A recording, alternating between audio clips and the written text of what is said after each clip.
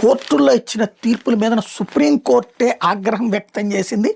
నెలల తరబడి పోలీస్ స్టేషన్ల శుభ్రం వంటి పనులు గిరిజనులు, షెడ్యూల్ తెగల కులాలకు చెందిన నిందితులు చేయాలంటే అవమానకరం, గర్హనీయమని ధర్మాసనం తీవ్రంగా ఆగ్రహం వ్యక్తం చేసింది. ధనికులు, ఉన్నత కులాల నిందితులకు ఇటువంటి షరతులు విధిస్తారా అంటూ నిలదీసింది.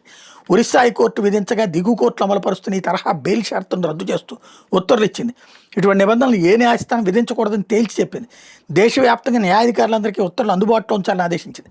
ఒరిస్సాలో ఓ కార్పొరేట్ సంస్థ భూసేకరణకు వ్యతిరేకంగా నిరసన చేపట్టిన ఆదివాసీలు, దళితులను అరెస్ట్ చేసిన కేసులో హైకోర్టు, జిల్లా కోర్టులు బెయిల్ మంజూరుకు విధించిన షరతుల్ని అత్యున్నత న్యాయస్థానం సుమోటోగా విచారించింది. ఒరిస్సా కోర్టుల ఉత్తర్వులు కులరహిత సమాజం అనే రాజ్యాంగ వాగ్దానాన్ని దెబ్బతీయడంతో పాటు కుల ఆధారిత పక్షపాతాన్ని ప్రతిబింబిస్తున్నాయి. స్వతంత్రం వచ్చిన 76 ఏళ్ల తర్వాత కూడా ఇట్లాంటివి జరుగుతున్నాయంటూ ధనవంతులైన నిందితులకు ఇటువంటి షరతులు విధించలేరు అంటూ అసహనం వ్యక్తం చేసింది. ఇది అత్యంత కీలకమైనటువంటి అంశం.